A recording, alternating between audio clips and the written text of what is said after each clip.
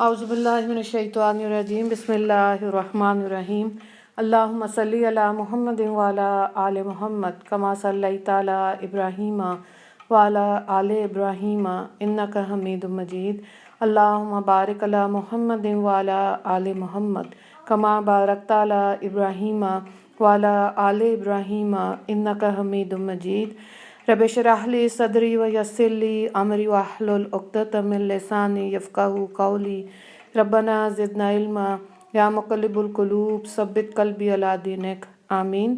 Chapter number 21 آج ہم دیکھیں گے سیرت نبی کا۔ اس میں 2 لیسنز کریں گے۔ پہلے لیسن کے کوشچنز کو دیکھیں۔ نمبر 1، براق سے اتر کر کہاں کہاں آپ صلی اللہ علیہ وآلہ وسلم نے نماز پڑھی۔ دوسرا سوال ہے واقعہ معراج کے دوران سزائیں تحریر کریں۔ لیسن کا نام ہے مسجد حرام سے مسجد اقصی تک۔ ان کا یہ حال دیکھ کر حضرت طفیل بن عمر رضی اللہ تعالیٰ عنہ پھر حضور نبی کریم صلی اللہ علیہ وآلہ وسلم کے پاس گئے اور آپ سے عرض کیا، اے اللہ کے رسول، قوم دوس مجھ پر غالب آ گئی، اس لیے آپ ان کے لیے دعا فرمائیے۔ آپ صلی اللہ علیہ وآلہ وسلم نے دعا فرمائی، اے اللہ قوم دوس کو ہدایت عطا فرما، انہیں دین کی طرف لے آ۔ حضرت طفیل بن عمر رضی اللہ تعالیٰ عنہ پھر اپنے لوگوں میں گئے، انہوں نے پھر دین کی تبلیغ شروع کی۔ وہ مسلسل انہیں تبلیغ کرتے رہے یہاں تک کہ حضور نبی کریم صلی اللہ علیہ وآلہ وسلم مکہ سے ہجرت کر کے مدینہ تشریف لے گئے۔ آخر وہ لوگ ایمان لے آئے۔ حضرت طفیل بن عمر دوسی رضی اللہ تعالیٰ عنہ انہیں ساتھ لے کر مدینہ آئے۔ اس وقت تک غزوہ بدر، غزوہ احد، غزوہ خندق ہو چکے تھے اور نبی کریم صلی اللہ علیہ وآلہ وسلم خیبر کے مقام پر موجود تھے۔ حضرت طفیل بن عمر دوسی کے ساتھ 70-80 گھرانوں کے لوگ تھے۔ ان میں حضرت ابو ہریرہ رضی اللہ تعالیٰ عنہ بھی تھے۔ چونکہ یہ لوگ وہاں غزوہ خیبر کے وقت پہنچے تھے، اس لیے نبی کریم صلی اللہ علیہ وآلہ وسلم نے تمام مسلمانوں کے ساتھ ان کا بھی حصہ نکالا۔ اگرچہ وہ انہوں نے اسی مقام پر قیام کیا تھا،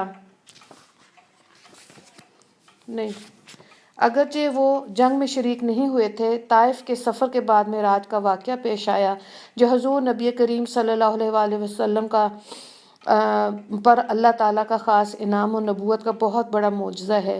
یہ واقعہ اس طرح ہوا کہ حضور صلی اللہ علیہ وآلہ وسلم مکہ معظمہ میں حضرت ام ہانی رضی اللہ تعالیٰ عنہ کے گھر رات کے وقت آرام فرما رہے تھے کہ اللہ تعالیٰ نے حضرت جبرائیل علیہ السلام اور حضرت میکائیل علیہ السلام کو آپ کے پاس بھیجا۔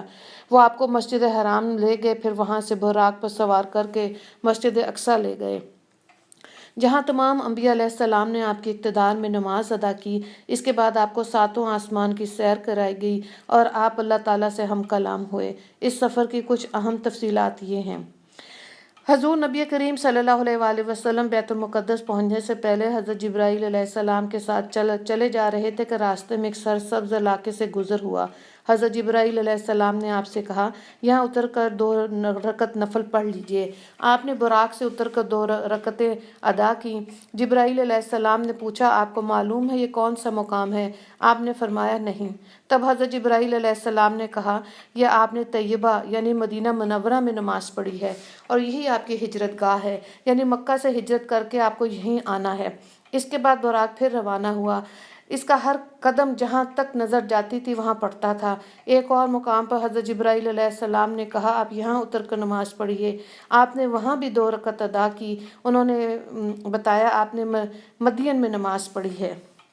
اس بستی کا نام مدین حضرت ابراہیم علیہ السلام کے بیٹے مدین کے نام پر رکھا گیا تھا۔ انہوں نے اسی مقام پر قیام کیا تھا۔ اس کے بعد وہاں آبادی ہو گئی تھی۔ حضرت شعیب علیہ السلام اسی بستی میں مبعوث ہوئے تھے۔ اس کے بعد پھر براق پر سوار ہوئے۔ ایک اور مقام پر پھر حضرت جبرائیل علیہ السلام نے آپ سے کہا، اب یہاں اتر کر نماز پڑھیے۔ آپ نے 2 رکعت نماز ادا کی۔ جبرائیل علیہ السلام نے بتایا یہ بیت اللحم ہے۔ بیت اللحم بیت المقدس کے پاس ایک بستی ہے جہاں حضرت عیسیٰ علیہ السلام کی پیدائش ہوئی تھی۔ اسی سفر میں آپ نے اللہ کی راہ میں جہاد کرنے والوں کا حال دیکھا، یعنی آپ کو آخرت کی مثالی شکل کے ذریعے مجاہدین کے حالات دکھائے گئے۔ جبرائیل علیہ السلام نے بتایا یہ اللہ کی راہ میں جہاد کرنے والے لوگ ہیں، اللہ نے ان کی ہر نیکی کا ثواب 700 گنا کر دیا ہے۔ اللہ اکبر۔ اسی طرح حضرت صلی اللہ علیہ وآلہ وسلم کے سامنے دنیا لائی گئی۔ دنیا ایک حسین اور جمیل عورت کی صورت میں دکھائی گئی۔ اس عورت نے آپ سے کہا، اے محمد میری طرف دیکھیے، میں آپ سے کچھ کہنا چاہتی ہوں۔ آپ نے اس کی طرف کوئی توجہ نہ دی اور جبرائیل علیہ السلام سے پوچھا، یہ کون ہے؟ انہوں نے بتایا، یہ دنیا ہے۔ اگر آپ اس کی طرف توجہ دیتے تو آپ کی امت آخرت کے مقابلے میں دنیا کو اختیار کر لیتی۔ اس کے بعد آپ نے راستے میں ایک بڑھیا کو دیکھا۔ آپ نے پوچھا، یہ کون ہے؟ جبرائیل علیہ السلام نے بتایا، یہ دنیا ہی ہے۔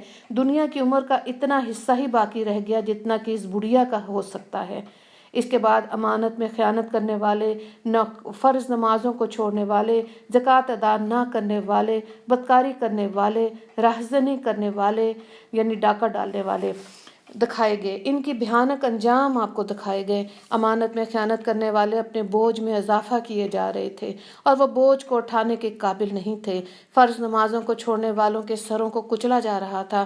ان کے سر ریزہ ریزہ ہو رہے تھے اور پھر اصل حالت میں آ جاتے تھے۔ کچلنے کا عمل پھر شروع ہو جاتا، غرض انہیں ذرا بھر مہلت نہیں دی جا رہی تھی۔ اپنے مال پر زکوٰۃ ادا نہ کرنے والوں کا انجام آپ نے دیکھا کہ ان کے سطر پر آگے اور پیچھے پھٹے ہوئے چیتھڑے لٹک رہے ہوئے ہیں۔ وہ اونٹوں اور بکریوں کی طرح چرا رہے تھے اور زقوم درخت کے کڑوے پتے اور کانٹے کھا رہے تھے۔ زقوم درخت کے بارے میں آتا ہے کہ اس قدر کڑوا اور زہریلا کہ اس کی کڑواہٹ کا مقابلہ دنیا کا کوئی درخت نہیں کر سکتا۔ اس کا ایک ذرہ اگر دنیا کے میٹھے دریاؤں میں ڈال دیا جائے تو تمام دریا کڑوے ہو جائیں۔ نبی اکرم صلی اللہ علیہ وآلہ وسلم کا دنیا میں مذاق اڑانے والوں کا بھی یہی درخت کھلایا جائے گا۔ اس درخت کے پتوں اور کانٹوں کے علاوہ وہ لوگ جہنم کے پتھر چباتے نظر آئے۔ پھر بدکاروں کا انجام آپ نے یہ دیکھا کہ ان کے سامنے دسترخوان لگے ہوئے تھے۔ ان دسترخوانوں میں سے کچھ میں نہایت بہترین بھنا ہوا گوشت تھا، کچھ میں بالکل سڑا ہوا گوشت تھا۔ وہ اس بہترین گوشت کو چھوڑ کر سڑا ہوا بدبودار گوشت کھا رہے تھے اور بہترین گوشت نہیں کھا رہے تھے۔ ان کے بارے میں جبرائیل علیہ السلام نے آپ کو بتایا، یہ آپ کی امت کے وہ لوگ ہیں جن کے پاس پاک اور حلال عورتیں تھیں، لیکن وہ ان کو چھوڑ کر بدکار عورتوں کے پاس جاتے تھے، یا یہ وہ عورتیں تھیں جن کے خامند تھے لیکن وہ ان کو چھوڑ کر بدکار مردوں کے پاس جاتی تھیں۔ سود کھانے والوں کا انجام آپ کو یہ دکھایا گیا کہ خون کے دریا میں تیر رہے تھے اور پتھر نکل رہے تھے۔ استغفر اللہ۔ آپ کو ایسے عالموں کا انجام دکھایا گیا جو لوگوں کو واعظ کیا کرتے تھے اور خود بے عمل تھے۔ ان کی زبانیں، ہونٹ لوہے کی کینچیوں سے کاٹے جا رہے تھے اور جیسے ہی کٹ جاتے تھے فوراً پیدا ہو جاتے تھے اور پھر اسی طرح کاٹے جانے کا عمل شروع ہو جاتا تھا، یعنی انہیں ایک لمحے کی بھی مہلت نہیں مل رہی تھی۔ چغل خوروں کے ناخن تانبے کے تھے اور وہ ان سے اپنے چہروں سینہ نوچ رہے تھے۔ مسجد اقصیٰ میں انبیاء علیہ السلام کی نماز میں امامت فرمانے کے بعد حضور اکرم صلی اللہ علیہ وآلہ وسلم کو 7واں آسمان کی سیر کرائی گئی۔ جلیل القدر انبیاء علیہ السلام سے ملاقات کرائی گئی۔ پھر آپ صلی اللہ علیہ وآلہ وسلم کو جنت تک کا حال دکھایا گیا۔ آپ کا گزر جنت کے ایک وادی سے ہوا، اس سے نہایت بھینی بھینی خوشبو آ رہی تھی اور مشک سے زیادہ خوشبودار ٹھنڈی ہوا آ رہی تھی اور ایک بہترین آواز سنائی دے رہی تھی، اور وہ آواز کہہ رہی تھی، میرے عشرت قدح میں ریشم، موتی، سونا، چاندی، مونگے، شہد، دودھ اور شراب کے جام کٹورے بہت زیادہ ہوں گے۔ شراب سے مراد یہاں پہ شربت ہے، کیونکہ عربی میں شربت کو شراب کا لفظ استعمال ہوتا ہے، اصل مطلب شربت ہی ہے یہاں پر۔ اس پر اللہ تعالیٰ فرما رہے ہیں، ہر وہ مومن مرد اور عورت تجھ میں داخل ہوگا اور جو مجھ پر میرے رسولوں پر ایمان رکھتا ہوگا، میرے ساتھ کسی کو شریک نہ ٹھہراتا ہوگا، نہ مجھ سے بڑھ کر یا میرے برابر کسی کو مانتا ہوگا، نیک عمل کرتا ہوگا۔ سن لے، جس کے دل میں میرا ڈر ہے، اس کا دل میرے خوف کی وجہ سے محفوظ رہتا ہے۔ جو مجھ سے مانگتا ہے میں اسے محروم نہیں رکھوں گا، جو مجھے قرض دیتا ہے یعنی نیک عمل کرتا ہے، میری راہ میں خرچ کرتا ہے، میں اسے بدلہ دوں گا۔ جو مجھ پر توکل اور بھروسہ کرتا ہے، اس کی جمع پونجی کو اس کی ضرورت کے لیے پورا کرتا رہوں گا۔ میں ہی سچا معبود ہوں، میرے علاوہ کوئی عبادت کے لائق نہیں، میرا وعدہ سچا ہے، غلط نہیں ہوتا۔ مومن کی نجات یقینی ہے، اللہ تعالیٰ ہی برکت دینے والا ہے اور سب سے بہترین خالق یعنی پیدا کرنے والا ہے۔ یہ سن کر میں نے کہا، بس اے میرے پروردگار، میں خوش اور مطمئن ہوں۔ دوسرے لیسن کے 5 سوالات کو دیکھیں۔ پہلا سوال ہے، جہنم کی دعا کیا ہے؟ دوسرا ہے، یتیموں کا کیا عذاب ہوگا؟ تیسرا ہے سود کھانے والوں کا عذاب لکھیں، چوتھا ہے سدرۃ المنتہا کا حال بیان کریں، اور پانچواں سوال ہے اللہ کے دیدار کا واقعہ لکھیں۔ دوسرے لیسن کا نام ہے اللہ سے ہم کلامی۔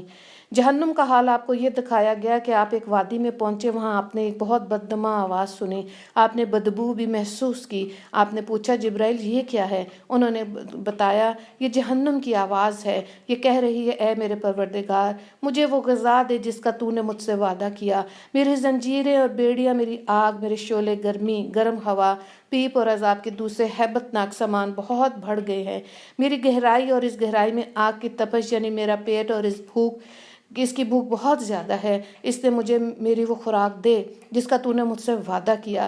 جہنم کی اس پکار کے جواب میں اللہ تعالیٰ فرمائے گا ہر کافر، مشرک، بدتینیت، بدمعاش، خبیث مرد اور عورت تیری خوراک ہے۔ یہ سن کر جہنم نے جواب دیا بس میں خوش ہو گئی۔ یہ جہنم کی جو دعا ہے یا بد دعا ہے، بہرحال یہ آخرت میں انہی لوگوں سے پوری ہوگی۔ اس سفر میں آپ کو دجال کی صورت دکھائے گی، اس کی شکل عبدالعزیٰ ابن قطن جیسی تھی۔ یہ عبدالعزیٰ جاہلیت کے زمانے میں نبی کریم صلی اللہ علیہ وآلہ وسلم کے ظہور سے پہلے ہی مر گیا تھا۔ آپ کو وہاں کچھ لوگ دکھائے گئے، ان کے ہونٹ اونٹوں کے ہونٹوں جیسے تھے اور ان کے ہاتھوں میں پتھروں کی طرح کے بڑے بڑے انگارے تھے، یعنی اتنے بڑے بڑے تھے کہ ایک ایک انگارے میں ان کا ہاتھ بھر گیا تھا۔ وہ لوگ انگاروں کو اپنے منہ میں ڈالتے تھے۔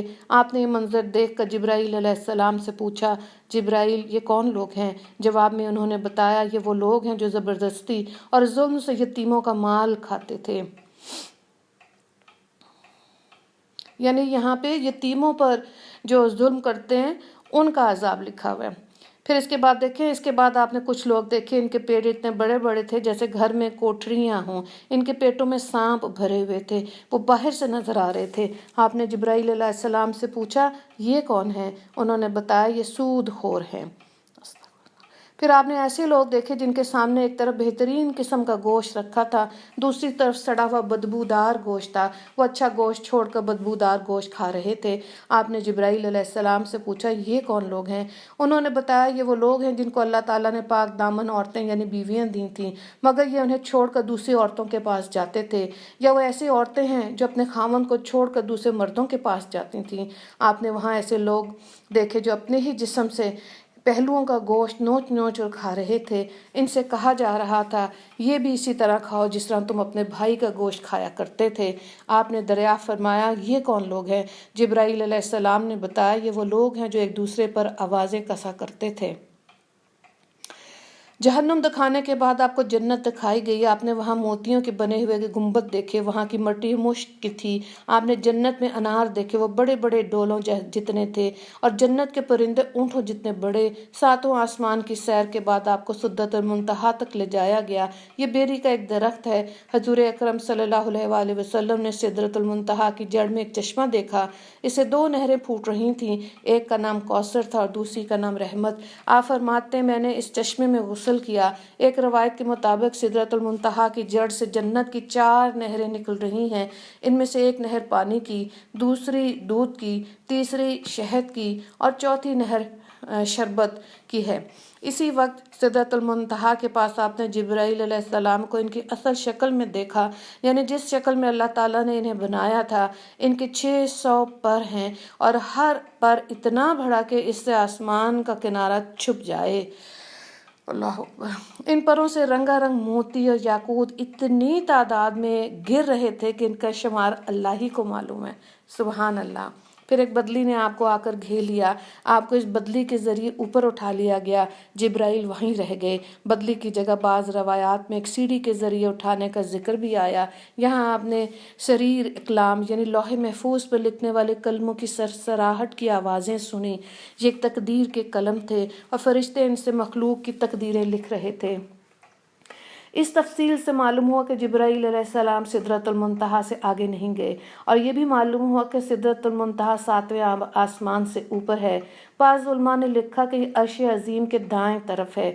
ایک روایت میں ہے کہ جبرائیل علیہ السلام آپ صلی اللہ علیہ وآلہ وسلم کو لے کر 7ویں آسمان کے اوپر گئے، وہاں ایک نہر پر پہنچے، اس پر یاقوت و موتیوں کے خیمے تھے۔ اس نہر میں ایک سبز رنگ کا پرندہ تھا، وہ اس قدر حسین تھا کہ اس جیسا پرندہ کبھی نہیں دیکھا۔ جبرائیل علیہ السلام نے فرمایا کہ نہر کوثر ہے جو اللہ تعالیٰ نے آپ کو عطا فرمائی۔ آپ فرماتے ہیں میں نے دیکھا اس میں یاقوت اور زمرد کے تھالوں میں رکھے ہوئے سونے اور چاندی کے جام تیر رہے تھے۔ اس نہر کا پانی دودھ سے زیادہ سفید۔ میں نے ایک جام اٹھایا، اس کو نہر سے بھر کر پیا تو وہ شہد سے زیادہ میٹھا، مجھ سے زیادہ خوشبودار تھا۔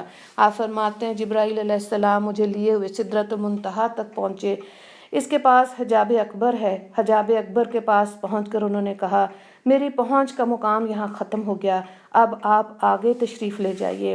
آپ فرماتے میں آگے بڑھا یہاں تک کہ میں سونے کے ایک تخت تک پہنچ گیا جس پر جنت کا ریشمی قالین بچھا ہوا تھا۔ اسی وقت میں نے جبرائیل علیہ السلام کی آواز سنی، وہ کہہ رہے تھے اے محمد اللہ تعالیٰ آپ کی تعریف فرما رہے ہیں، آپ سنیں اور اطاعت کیجیے، آپ کلام الہی سے خوف زدہ نہ ہوں۔ چنانچہ اس وقت میں نے حق تعالیٰ کی تعریف بیان کی۔ اس کے بعد مجھے اللہ کا دیدار ہوا، میں فوراً سجدے میں گر گیا، پھر اللہ نے مجھ پر وحی اتاری۔ اللہ اکبر، سبحان اللہ۔ وہ یہ تھی اے محمد جب تک آپ جنت میں داخل نہیں ہو جائیں گے اس وقت تک تمام نبیوں کے لیے جنت حرام رہے گی، اسی طرح جب تک آپ کی امت جنت میں داخل نہیں ہوگی تمام امتوں کے لیے جنت حرام رہے گی۔ اس کے علاوہ اللہ تعالیٰ نے فرمایا اے محمد ہم نے کوثر آپ کو عطا فرما دی، اس طرح آپ کو یہ خصوصیت حاصل ہوگی کہ تمام جنتی آپ کے مہمان ہوں گے۔ اس کے بعد 50 نمازیں فرض ہوئیں، 50 نمازیں حضرت موسیٰ علیہ السلام کے مشورے سے کم کرائی گئیں، یہاں تک کہ ان کی تعداد 5 کر دی گئی۔ تاہم اللہ تعالیٰ نے فرمایا اے محمد ہر روز یہ 5 نمازیں ہیں، ان میں سے ہر ایک کا ثواب 10 کے برابر ہوگا، اور اس طرح ان 5 نمازوں کا ثواب 50 نمازوں کے برابر ہی ملے گا۔ آپ کی امت میں سے جو لوگ بھی نیکی کا ارادہ کرے اور پھر نہ کر سکے تو میں اس کے حق میں صرف ارادہ کرنے پر ایک نیکی لکھوں گا، اور اگر اس نے وہ نیک عمل کر بھی لیا تو اسے 10 نیکیوں کے برابر لکھوں گا، اور جو شخص کسی بدی کا ارادہ کرے اور پھر اس کو نہ کرے تو بھی اس کے لیے ایک نیکی لکھ دوں گا، اور اگر اس نے وہ بدی کر لی تو اس کے نتیجے میں ایک ہی بدی لکھوں گا۔ آپ فرماتے میں نے جنت کے دروازوں پر لکھا دیکھا صدقے کا صلہ 10 گنا، قرض کا صلہ 18 گنا۔ میں نے جبرائیل علیہ السلام سے پوچھا یہ کیا بات ہے کہ قرض دینا صدقے سے افضل ہے؟ جواب میں انہوں نے کہا اس کی وجہ یہ ہے کہ سائل جسے صدقہ دیا جاتا ہے وہ مانگتا ہے تو اس وقت اس کے پاس کچھ نہ کچھ ہوتا ہے، جب قرض مانگنے والا اسی وقت قرضہ مانگتا ہے جب اس کے پاس کچھ نہیں ہوتا۔ وآخر دعوانا الحمد للہ رب العالمین۔ اللہم اغفر للمسلمین والمسلمات والمؤمنین والمؤمنات۔ السلام علیکم ورحمۃ اللہ وبرکاتہ۔